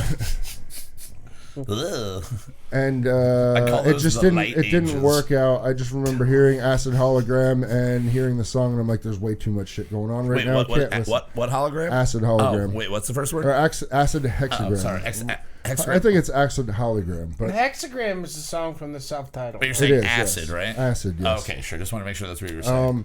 But there was so much stuff going on in the song that I just could not handle at the point. But re-listening to it, I know a few of our friends had problems with the way they had recorded the album and the things that they did, but dude, it's such a tight album. It's so everybody has progressed so much as musicians, and that's why I love the band so much. Do you remember the specific complaints? I mean, because I brought it The up earlier. The bassist bassist, used, an 8-string bass. Yeah. And people were like, why the hell would you do or that? 6, whatever the fuck Yeah, it was. 6 or an 8-string bass, whatever. He changed his instrument. Yeah. And people were up in arms about that. What other complaints do you remember people having about the album when it came out? I just feel like a lot of people were just like in the same mindset. The Like, feel of the album, they weren't ready was for different. Yeah, I mean, it's almost like when Saturday Night Wrist first came out for me. It took a while for me to get into it. Yeah. But once I realized what I was listening to, Yeah. I immediately like fell in love with it. You know what I mean? Saturday Night Wrist is not an album that a lot of people throw up as like one of their favorite albums. I mean, it's mid-range for me within all of their discography, but it's not an album that I will turn off if it comes on. You know what I mean? Yeah. Like, but either way, if you've had Gore, go back and give it another fucking listen. It is an incredible album. What songs would you pull if you were going to tell people just to kind of do a taster of it? I mean, just go with their hits. One was it was Acid Hologram.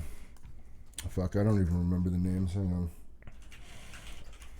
But we listened. Yeah, we did. We listened to one of the songs. Was that the song we listened through earlier? Yes, was that was Acid Hologram. Doomed User was another single. Okay. I mean, it's hard to say because again, you like the album now. Like you're getting into this kind of again 3 years later. I mean, they're a type of band that sometimes you need to listen to the whole album to get the actual feel of it. Yeah. You know what I mean? Yeah, So if it's you pluck very one hard to song be out, like. yeah. I mean, in the past, you can say my own around or my own summer. Go ahead and listen to it. It's heavy. It's sketchy. You know what I mean? It's a little bit different than the rest of the albums, but I don't know. I would say go after the hits. Now, man. when we saw them when they played the Sherman, were they playing off this album yet at that point? No. Yes.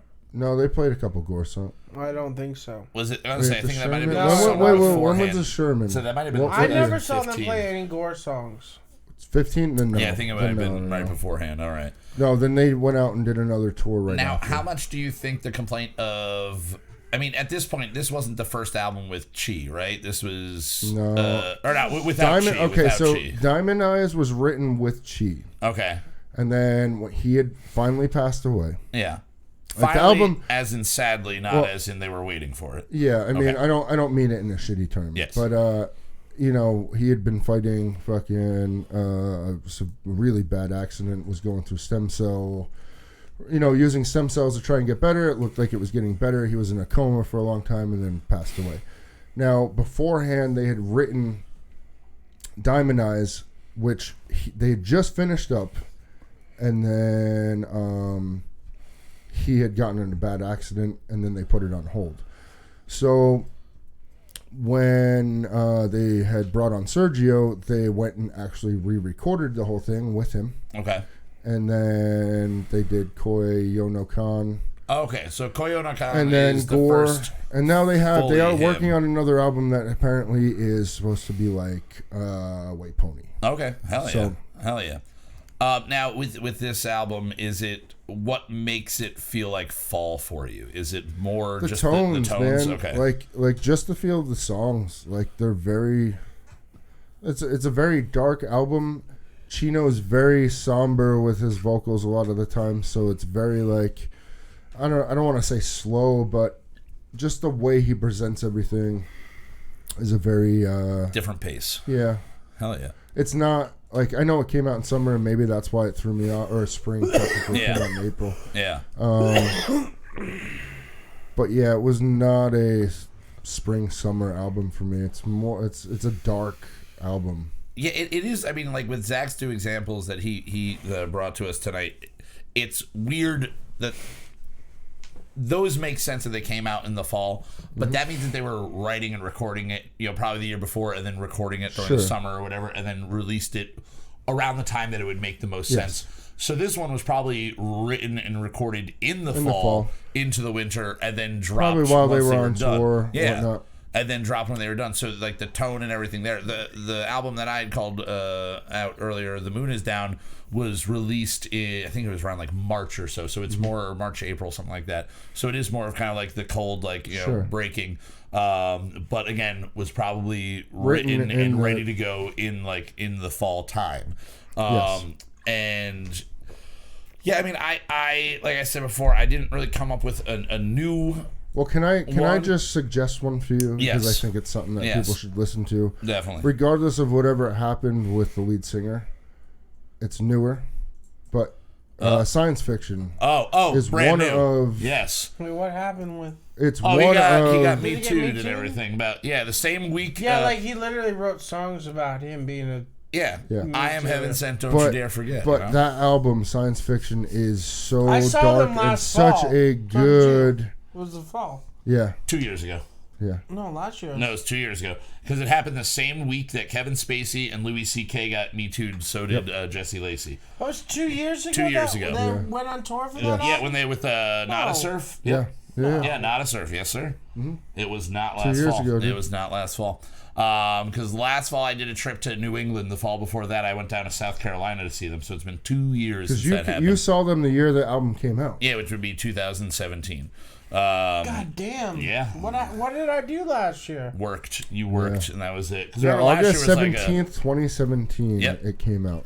but that album is definitely phenomenal. It's almost a definition When of I was fall. talking on the It's phone so with dark. Keith earlier about how I was like, I was like, I'm going to drop the ball tonight because I don't have like a new album. And we were talking about it. He goes, for me, fall is immediately you put on brand new. I want every brand new album for me is a fall album. True. Like all of their music But is something all about that sad album- and somber. It is. And or just like self-deprecating or whatever Sure. you want to say. I definitely cling to albums that came out when I was in high school that I was listening to when school started, and I would be like having my headphones on my Discman and everything. So like Your Favorite Weapon, Deja and Tendu, even though Deja came out like in the beginning of the summer that year when it was released, those are more fall albums, but I will listen to them all year long. Well, I can but just once say, you hit Devil and God and Daisy and fucking Science Fiction, those three are solid fucking just.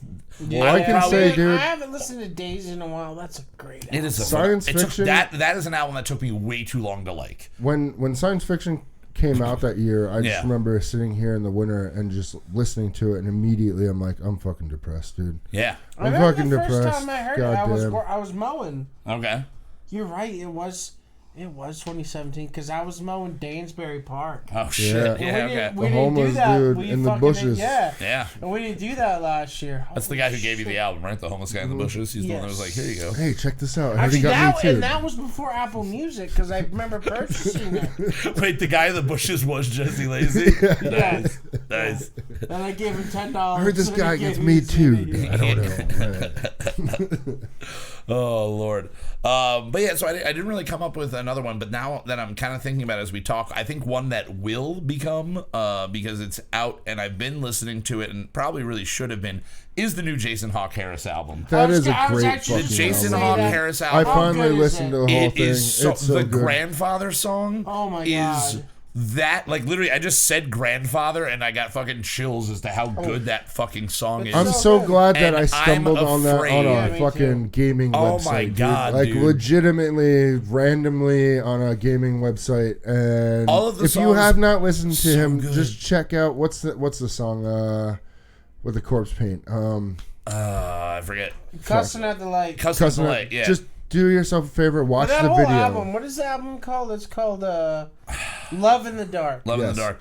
Now, the first song that was released off of it, he actually recorded it like a year ago, like an in-room like video, is a song called I'm Afraid, and that is all about his mother putting a picture of Jesus up and like telling him to be afraid of like, basically what most born-again Christian kind of feel is you have to, you don't want to live in fear of God, but like fear the wrath of Sure. God.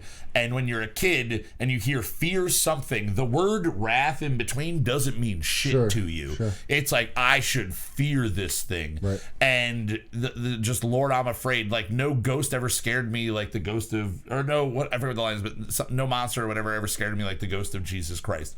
Like, that line is just fucking, and the music on it, it's like he's got to be in his mid-20s playing with the best of the best of the Tennessee players, and he is Oh, it's just good. crushing it. Amazing. The whole band's phenomenal. You Everything saying he that does. though just put somebody else into my head. Who is And that? Brand new album that's going to Science be good fiction? for fall. Oh, no. Okay. Not Another Brian. one. Oh, okay. Post Malone's new album. Oh, it's good, Oh. dude. It's super very good. indie. I haven't listened. Did you- It's dude, very indie. his Oh, song dude, before you Ozzy. leave, before And you it's leave, not just- That makes Hold so on. much sense It's a now. Before good you song, leave- Ozzy. We'll listen to it, yeah. yes, Yeah. not necessarily. I don't know. I think I like some of the other songs besides the Ozzy song, but But either I, way, dude, I'm I sure the wake rest up of in it'll the be morning. phenomenal. it's and I very have the indie Ozzy rock, song dude. Hell stuck in yeah. my head. Super Hell indie yeah. rock.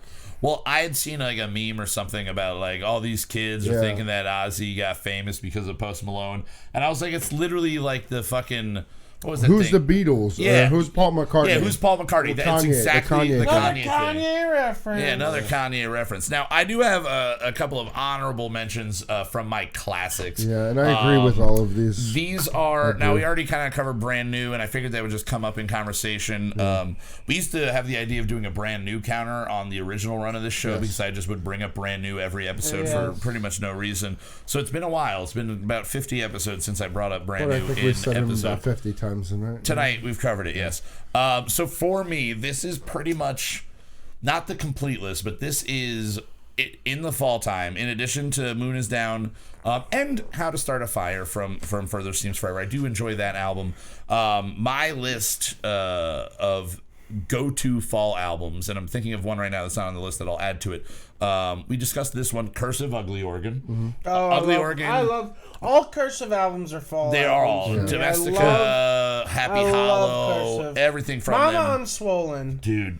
That one is that gets overlooked. Yeah, it really does. It really fucking does. So I got that one. Stay What You Are from Saves the Day. Out of their first 2 full releases. There's the Through Being Cool, which is more of a spring album to me. It's poppier. It's a lot of their stuff is more spring, but there are particular. But Stay What You Are just has, especially the song Freakish and Nightingale. They just have like a certain feel to them that pull me to fall. I do need to go back in my older years and re-listen to In Reverie because I kind of turned it off at that point. But I feel like that could be something. It's not Saves the Day I want it to be. It is, yeah. But now being able to respect that an artist needs to change I think I have more of a and problem grow. because I saw videos and I was just like, fuck these guys. Oh, man. well, I saw him live sing it too, and I was just like, oh, you can't pull this off live. Was he still doing the...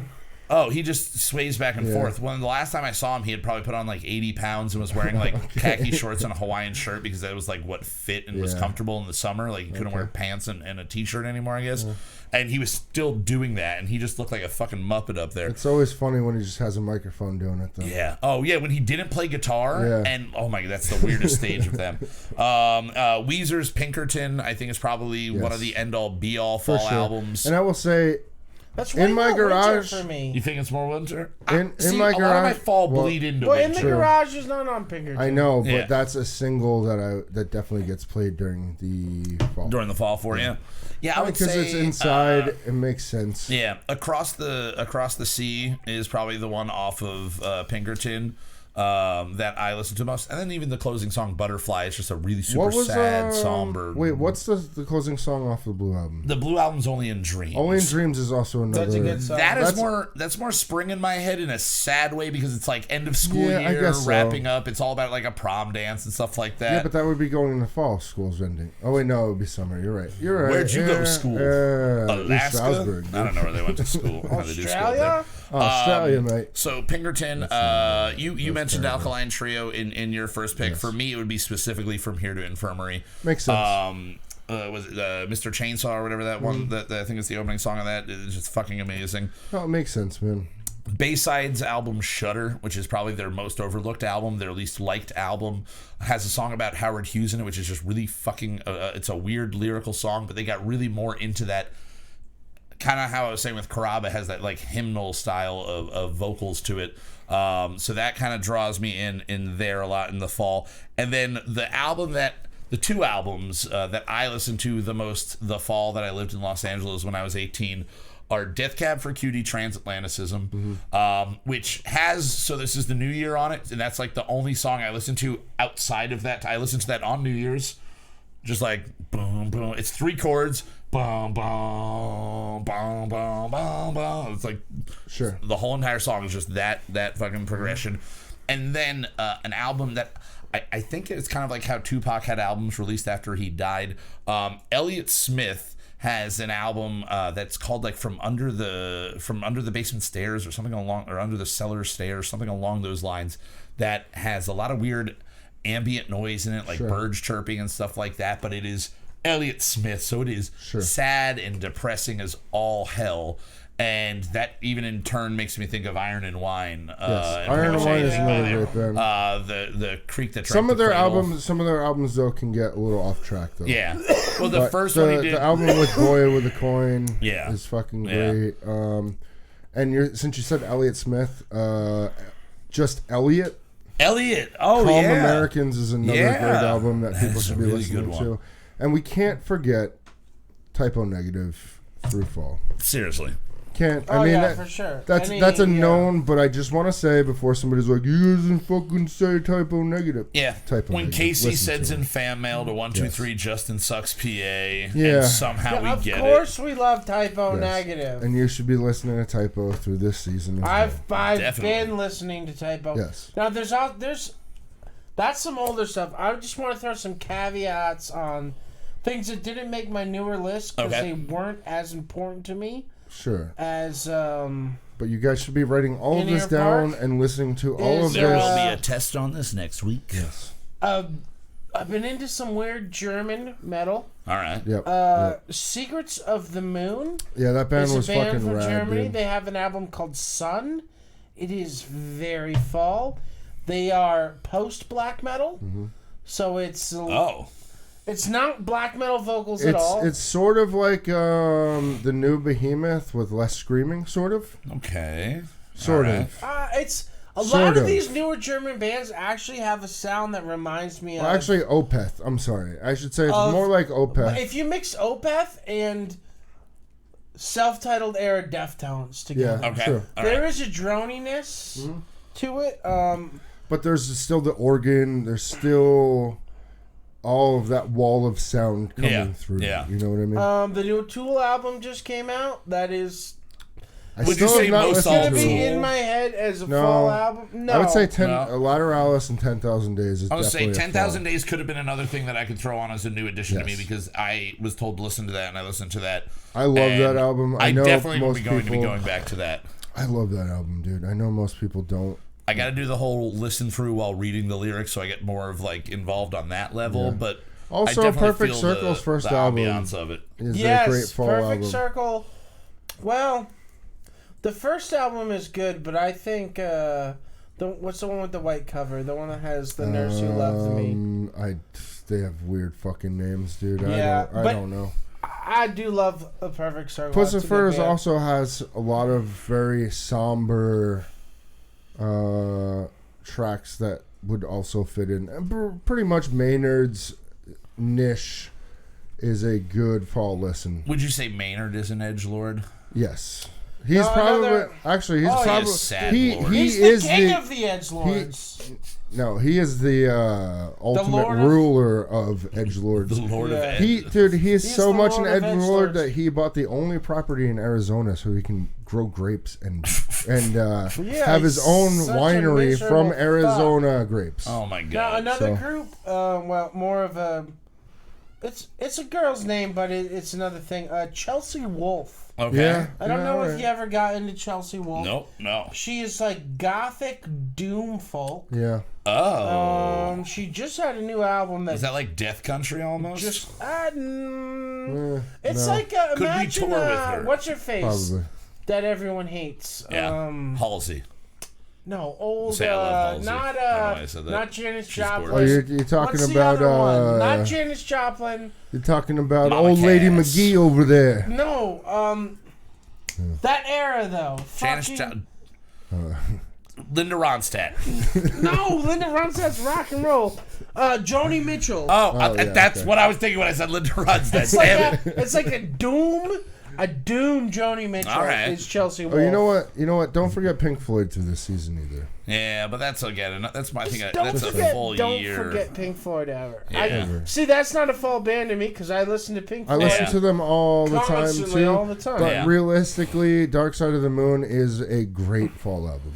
Going really classic, I would throw Rubber Soul by the Beatles is another one that when I was younger, I grew up listening a lot to that during the fall for sure. I mean, that's a newer listen to me. I want to say in the last 5-6 years, but I agree with that. That one's before they went. That was the bridge between Meet the Beatles and White Album, basically. Like that was what Beatles. Beat the Beatles. There's an album we gotta do. Also, go see Yesterday. It's actually out now. It's out again. Oh, it's out. Okay. Rent Yesterday. Well, I Watch saw Paul movie. McCartney on Stephen Colbert the other night, and he was talking. And they asked him how he liked the movie, and he said that they were offered a private screening that they could go see. And he turned it down because he didn't want to see it like that. And literally, like a week and a half ago, he found a theater in New York that was still playing it. And he went to a theater in New York, sat in the back row, and watched a movie about a guy writing all of his music. Yeah. And he was like, it's pretty good advertising for me because they're just sitting there, and the guy's like, you don't know Paul McCartney? He's like the greatest fucking music writer of all time, and he's just like, ooh, like hiding in shame in the background. But go watch that movie. Watch that movie, definitely it's fucking for sure. So good. All right, well, hey guys, thank you everybody for tuning in to us this week. We are very happy to be back. Yeah. Happy that it is fall. We're gonna get writing into some death metal music, other things along those lines. Some unhappy music. It's time for this voice to start coming back in the songs. I guess I have to start screaming again too. Yeah, Screaming Justin's coming back. Right. It's gonna be good. You're gonna like the way you sound. Yeah. Scream Warehouse. All right, so a big thank you to our... Is it based on the movie, though? No, it's based on the Men's Warehouse commercials. Okay. Well, I mean, the mixture of Men's Warehouse and the Scream. movie Scream, yes, Okay. exactly. So you get fitted for a suit while in the way that Drew Barrymore dies in the first second while of two it. people are... Well, she didn't die in the first second. Okay, the first 8 seconds of Her it. boyfriend got tortured and killed in front of her, and then... I thought she was like the No, first she person ran to out of die. the house. Oh, she's the second person to die. You're right. But yeah, so we'll be back next week with episode 14 of season 3 for Kyle Mocha Won't Shut Up. If you are a musician, a band, an artist in any way, and you would like to have your music played on our podcast, please send an email to km.won'tshutup@gmail.com. You can find us on Instagram at Kyle Mocha Won't Shut Up, on YouTube for Houseboat Tommy Lee Jones, on Real Facebook. quick. And yes. I'm putting a task out to people that listen to this. Yes. And us. There's 2 things we're going to watch for a Halloween episode. Yeah. Marianne on Netflix and Veronica on Netflix. Okay. Marianne and Veronica, my 2 girlfriends. All right. So, is this related in any way to that Archie show that they're doing on the WB? No. So it's not like Betty and Are Veronica. you getting Peacock, by the way? What? The streaming service? Yeah. I'm going to have to because AP Bio got canceled and moved to it. And This I love show's fucking almost AP been Bio. 2 hours long. I'm getting peacocked right now. I have to pee. Out of his cack. All right, So you can big finish thank it you later. to Justin Olimpedo. Hey, man, you're welcome. And Mr. Zachary Peacock! Stormin.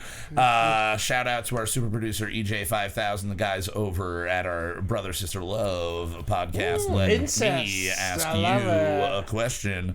And go check out also White So does Wasabi. Pornhub, apparently. Yeah, they really do. It's kind of all they have anymore. They don't have anything but incest. You just go like, don't read the hot titles young anymore. girls. Just don't read the title. Well, then you click on it, and halfway through it, she's like, "But mommy's gonna be mad," and you're like, "Why? Why is mommy gonna be?" Oh God, that's your dad, or your brother, or your uncle. I don't know. Where's your stepdad? It's usually it's not mother fuck son. I watch it on mute.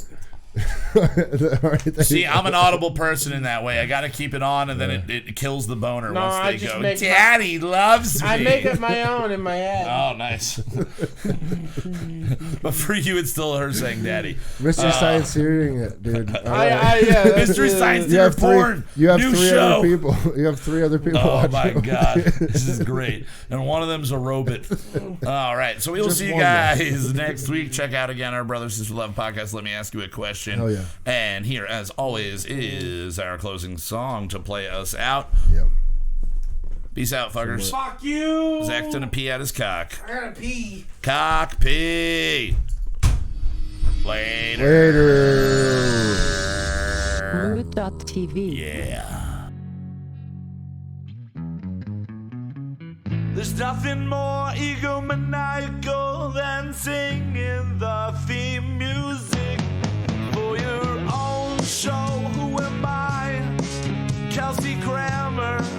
If I could only drink like him, we're gonna write a new one every week. Some will be solid, some will be weak. We're gonna write a new one every week. Some will be solid, some will be total experimental pieces of shit.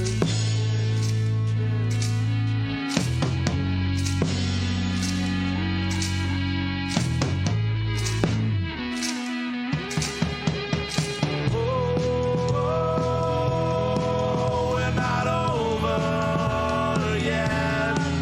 Now we are.